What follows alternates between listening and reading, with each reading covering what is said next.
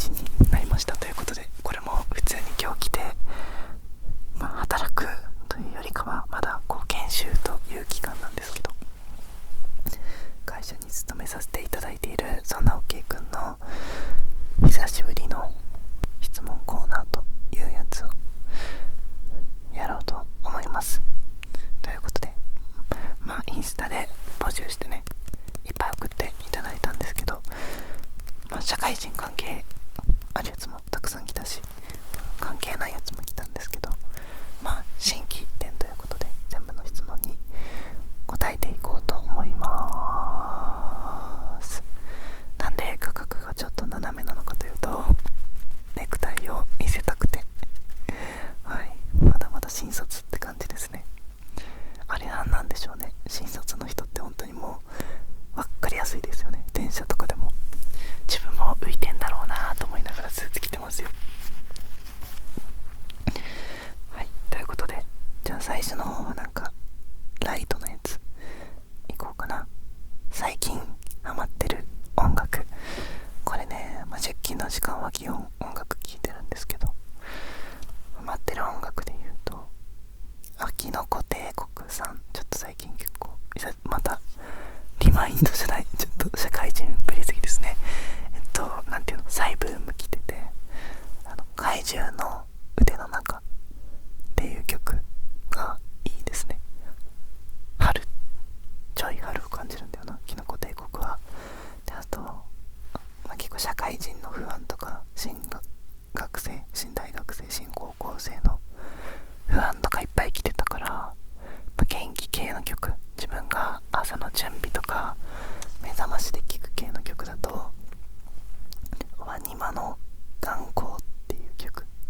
これめっちゃ元気出ますね。気持ちいいし、乗り換え急がないといけない駅とかでね、相手かけたりしますね。あとは元気出る系だといっぱいあるね。テレさんの、これ一番好きと言っても過言ではないアーティストさんの新曲のロープウェイっていうこの曲がいいですね。ポップな感じの曲、朝の準備とかにもってこいの感じの曲なんだけど、やっぱ歌詞もいいですね。今回のやつがね、でも聴いてみてほしい。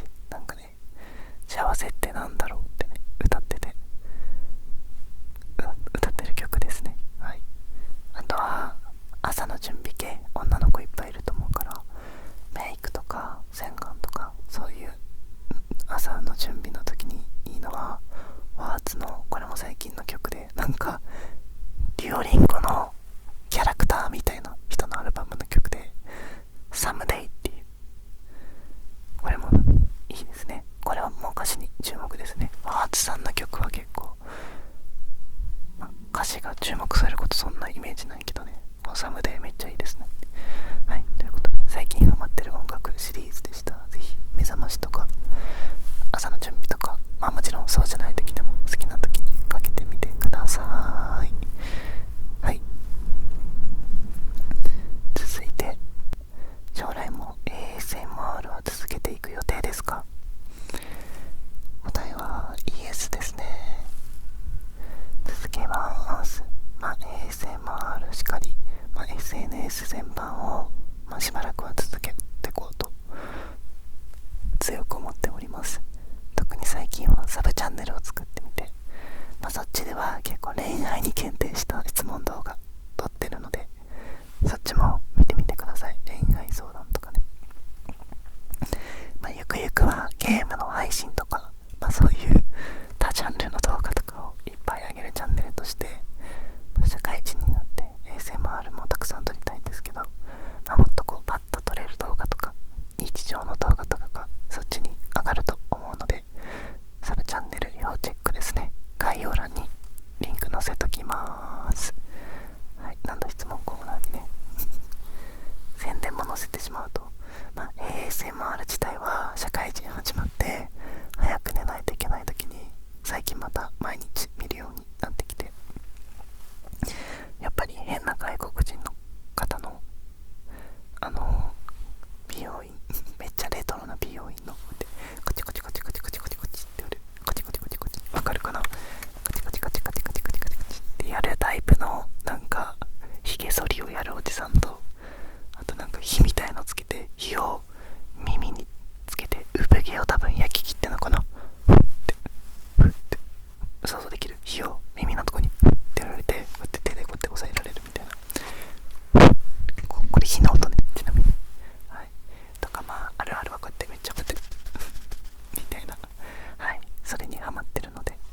そういうのも上げてきます。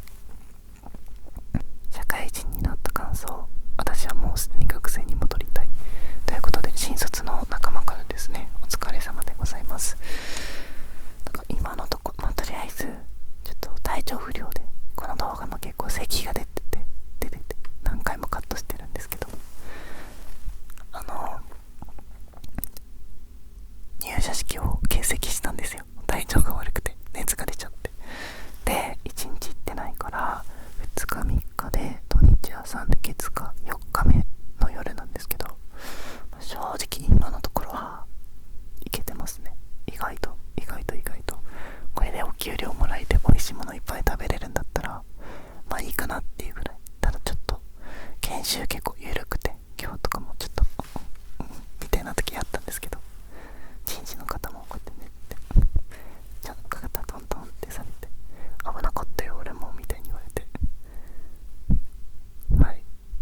見てたよと思いましたね。自分も寝てたのに上から目線でね。はい。でここ頑張ってねって言われて、お前もなって言いそうになりましたね。はいという感じで、まあそんなに厳しい会社じゃないけど、もちろん普通に、結構いじったり糾弾するわけじゃないけど、社会人 YouTuber とかインフルエンサーだったけど社会人になりましたみたいな人って大体こう服のお店とか知り合いのお店とかで働いてて、緩いのかなとかね、勝手に想像したりするんですけど、いわゆる普通に大学生が卒業して普通って言葉あんま好きじゃないですけど、大体の、あるあるのコースみたいな会社に行ったので、頑張って働いていこうと思ってるんですけど、今の時点はなんとかなってますね。はい。こうやって YouTube も撮ることができますし、これが実際現場に出たりとかね、お客さんと関わったりとかしたらシュンってなる可能性はあります。はい、なんだろうな、同じ新社会人です。お疲れ様です。開始3日でメンタルやられて帰宅 OK 君の息抜きを教えてください。息抜きですね。なんだろうな、息抜きと逆になっちゃうかもしんないんですけど、なんか働いて寝てだとやっぱなんか疲れたわって、まだね働いてないんですけどなっちゃう気がして、自分は逆にこう帰ってきた後の時間に寝る以外のなんかをやってあげると、なんか働いたけど今日もなんだかんだいろいろやれたからいっかって気分になって次の日頑張れるっていうのがあるので、なんかジム行ったりとか急に OK 君どうしたとね思ってる人多いと思うんですけど、最初はねやる気あるんですよ。とか、あとなんだろうな、一人でラーメン食べに行ったりとか、変わってなかったですね。意味なく薬局入ってみたりとかね、コスメ見たりとか、自分はなんかこう仕事以外に何かをやったと思えたら疲れててもちょっと許せる。で単純にガチで疲れを取る方向性でいくんだとしたら、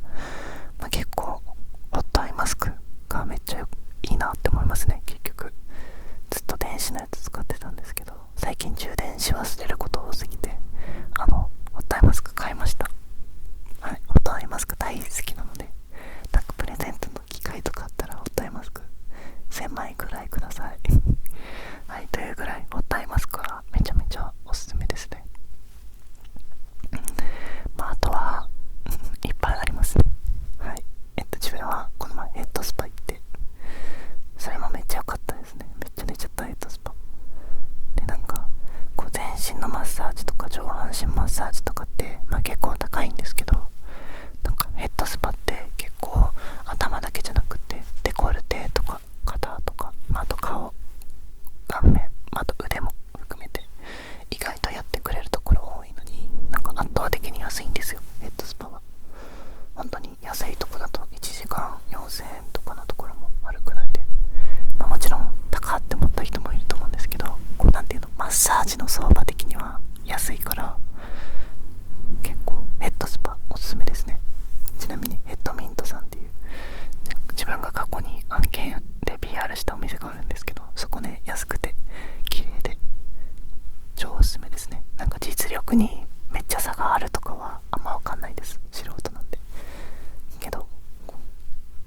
タスパは。だからマッサージ系はお買い得ならお買い得なほど何回も行けるからおすすめですね。はい、最近のおすすめの化粧品もしくはスキンケアがあったら教えてほしいです。はい、スキンケアは前にオフ会でいただいたイプサがずっとなくなってて、その後メディヒールの化粧水使ってて、それも良かったんですけど、メディヒールのミルクトナーってやつ、結構でかい 500ml ぐらいのやつけど、なんか結局なんか万能、イプサ万能だなと思って、なんか結構無印の化粧水の上位互換みたいなのがイプサの化粧水だなと思ってずっとイプサ使ってたんですけど、でその次メディヒールのやつ使って、メディヒールは結構バシャバシャ使えるのが良かったですね。イプサの方がサラサラしてる。メディヒールは夏だと自分の肌質だと重いかなっていうぐらいで、なんかイプサは結構万能型、誰にでも合うっていう感じなんだけど、さすがにイプサとか無印前2つに比べたらちょっと刺激強いから、ニキビある時とか肌荒れてる時とかはヒリヒリするかも。あとなんかめっちゃ敏感肌の友達がいるんですけど、その子とかはめっちゃ痛いって言ってたね。だから多少肌強い人はなんか無印とイプサの上位互換みたいな感じ。自分の感覚はイプサがなんで、自分はイプサはね、オールシーズンいけますね。夏冬秋春秋だから、化粧水はイプサに最近また元に戻して、はい、プレゼントではねいただかなかったので自分で買い戻しましたはい、なんかね、そこでね肌診断とかやったんですけど、まあなんかそういうのはいつか機会があったら話します。妹と一緒にやったんだよね。それぞれなんか点数が出るみたいな。あとはちょっと求められてるのと違うかもだけど、まあちょっとまだねあだ残ってると思うんですけど、こことかにバカでかニキビできて、で人生で初めて市販の買ったんですよ、ニキビの薬。なんだっけ、ニキビで、それがなんかもう思った以上に良かったですね。片方は潰れちゃってて、もう片方は潰れる前にやったんだけど、どっちもめっちゃ綺麗に治ってきてて、しかも早い。だからそれをおすすめしたくて。ちょっと待ってね、塗り薬で緑色のやつで、待てよ、あ、これだ、アクネスだ。アクネスのメンソレータムがなんか結構市販の中ではまあ多少強い方、なんかもちろんお医者さんでもらえるのが一番強いらしいんだけど、アクネスは市販の中だとだいぶ強い分類だから、なんかこれも敏感肌の人はあんま良くないらしいんですけど、めっちゃ効きましたね。めっちゃでかい。なんていうの、なんかサイズ的にはなんかここら辺のほくろぐらいのサイズのニキビができたんですけど、潰れたその日に塗ったらもう次の日にはほとんど赤みなくなってて、なんかもう2日目か3日目ぐらいはコンシーラーつけたらほぼ目立たないぐらいまで来ましたね。だから結構なんだろう、もう潰れちゃったとかいう時はこのアクネスめっちゃおすすめです。はい、他質問やばいな、相変わらず一個一個に答えすぎて。よく買うお洋服のブランドなんですか？最近はもうザラ一択ですね。前々はいろんなところをいろいろ組み合わせたんだけど、ザラばっかりになってきたのはやっぱ大人っぽいっていうか、こう年齢に合わせた買い物をしようと思うとザラとかになっちゃう傾向がありますね。あとはあれだな、買ってないんだけど、最近渋谷のマーティンキムにメンズのラインナップが出てて、めっちゃセールとかされてるから、ぜひ彼氏へのプレゼントとかオーバーサイズの服探してる女の子におすすめですね。マーティンキムの渋谷、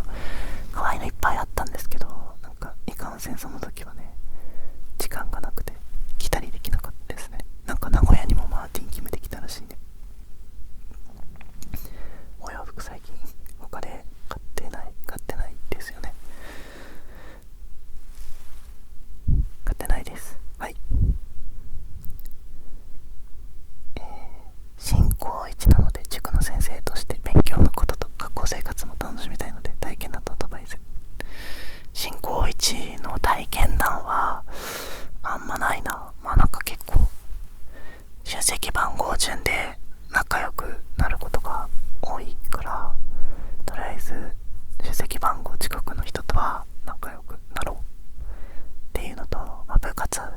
入ると友達は簡単にできるかなと思いますね。逆に人数少ない部活だとクラス会のために友達誰もいなくなっちゃうから、厄介といえば厄介ですね。あと部活とかは死ぬほど全部体験行った方がいいかな。はい。で、勉強のことで言うと、結構これは本当に耳が痛いお話になると思うんですけど、もし大学に行きたいよとか、将来の進路を考えてない人は大学に行くか行かないかぐらいは決めといた方がいいかなと思います。で、どっちでもいいやと思った人は、可能なら奨学金とか親にお願いして大学に行くのがおすすめですね。やっぱりやりたいことがあるぞっていう原動力の人は専門学校とか行って就職して、でバリバリ働けるんですけど、やっぱりやる気ない感じで専門行く人とかはすぐ辞めての繰り返しとかになっちゃうから、ならとりあえず大学行っとけっていう感じですね。だから意識を持って専門に行ける人が正直一番かっこいいなとは思います。あとは将来なりたい職業があって大学行くとか、はい。だからなんとなく大学に行くのは良くはないんですけど、ベターな選択かなと。で、もし大学に行くんだとしたら、どういう形態ので大学に入るかを考えて、指定校なんだったら学校の成績必要だから学校の勉強頑張るとか、受験するんだったら受験で使いそうな科目は頑張るとかっていう感じで、賢く勉強したら将来も楽になるし、高校も楽しくなるかなと。はい、ということでおせっかい先生でした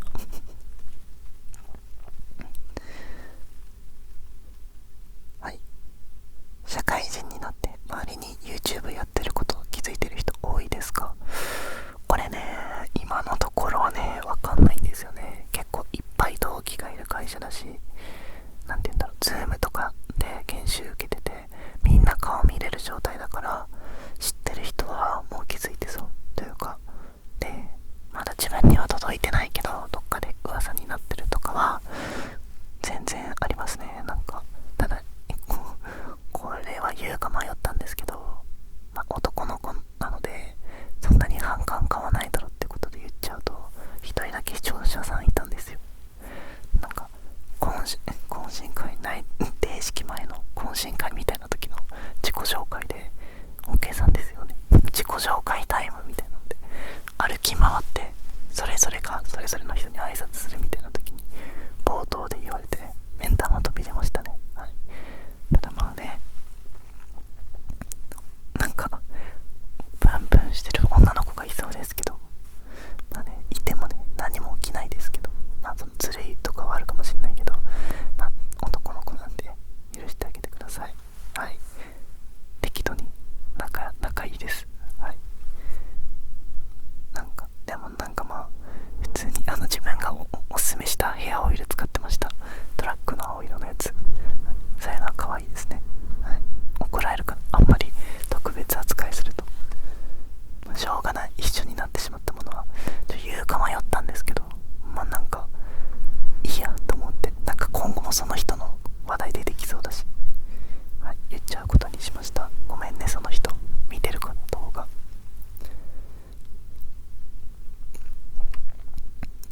MBTI とそれに当てはまる特徴と違うなっていう特徴を教えてください。面白い質問だな。MBTI は久しぶりに動画で答えますね。最近やってないけど、多分ほぼ変わんないから。 INFP で仲介者ってやつですね。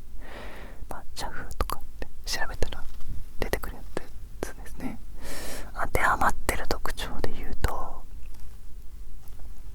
INFP、 じゃあちょっと調べよう。仲介者の特徴が何なのかがあんまり分かんないので、計画性ないとか社風とかは正直当てはまってる。はい、仲介者。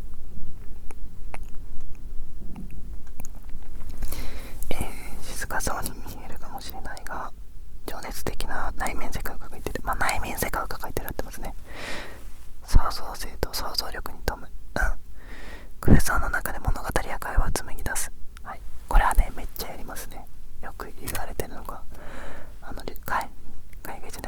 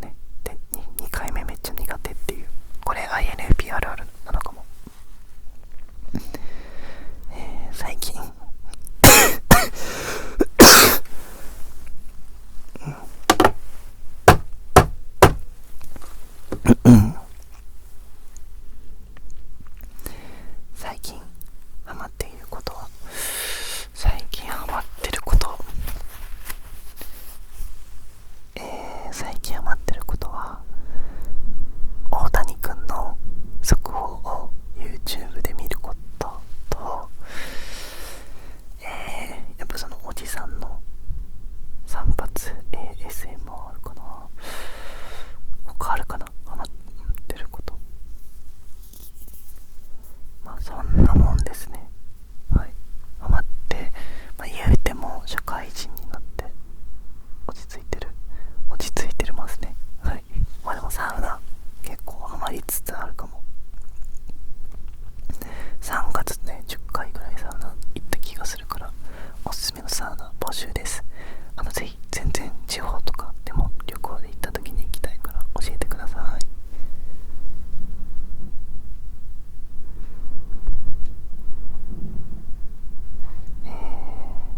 おけいくんはどんなモチベで仕事頑張れてますか？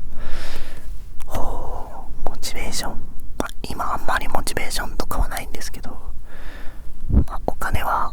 いただきたいなというのが一番大きいかな。あとはなんか1年単位とか数年単位で自分が仕事を続けるためのモチベーションに頑張ろうとして、今月てか今年の目標にしてるのが、同期と仲良くなること、先輩も含めて仲のいい友達を会社でちょっと作ること。よく同期は仲間じゃないとか言ったりしますけど、自分は出世するとか以前に、仕事を辞めないことが目標で、じゃあ仕事を楽しく続けるにはどうしたらいいだろうって考えたら、友達いたらいけるよなと思って。自分部活の朝練とかもめっちゃ行くの嫌いだったけど、部活の仲間めっちゃ好きだったんで、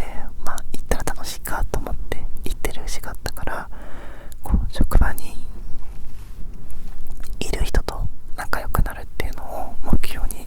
掲げてますね。はい。だから飲みとかだけじゃなくってラーメン行ったりとかね、ドライブ行ったりとかできる仲間がいいなと思っております。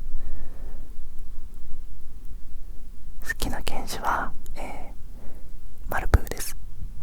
はい。ボン様の写真がもしかしたらどっかに出てるかもしれない。はい。マルプーっていうあたりの犬種がいますこの犬種ならもう 98.999% ぐらい可愛くなるので、マルプーおすすめです。はい。でも昔から好きって言ってるのはダックスです。はい。これは秘密なんですけど、ダックス好きです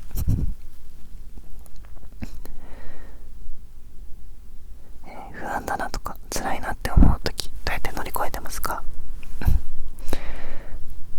難しい。これは難しいですね。自分はなかなか乗り越えられないタイプで、なくなるまで乗り越えないって言い続けるっていうのが結構自分のスタイルなんですけど、実際問題はなんだろうな、なんかもっと困難なことって人生にあるよなっていうのを毎日考えて、で、気づいたら、ちょっとその悩みがちっちゃく感じられるようになってて、もう自分の足でまたげるぐらいの大きさになったらよいしょってまたぐっていうのが多いですね。けど本音ではやっぱり誰かに相談したりとかしたいけど、なんか自分は結構性格上人に頼るのがすごい苦手だから、そういうのができない人はどうしたら、僕に相談してください。定期的にね、配信とかもやったりするので、はい、手厚く歓迎いたしますよ。もう好き勝手なことを喋るチャンネルなので、はい。なんか不安を入れられて、またなんだろうな、逆に全然関係ない人とかになったら言えるとかもあると思うな。自分とかは結構それあったんだよね。なんか YouTube とかで人に言うのは自分全然大丈夫なんだよね。なんでかっていうと、知り合い良くも悪くも、なんていうの、自分の知り合いに伝える人とかがあんまりいないじゃない。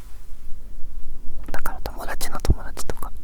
あとはなんかマッチアップとかやってみたりね。マッチアップで別に恋愛しなくたって、そういうなんでもない相談したりとか、それこそグラビティってアプリが、これもね案件なんですけど、ああいうのもいいなって思いますね。なんかなんでもない人の方が相談しやすいっていうのは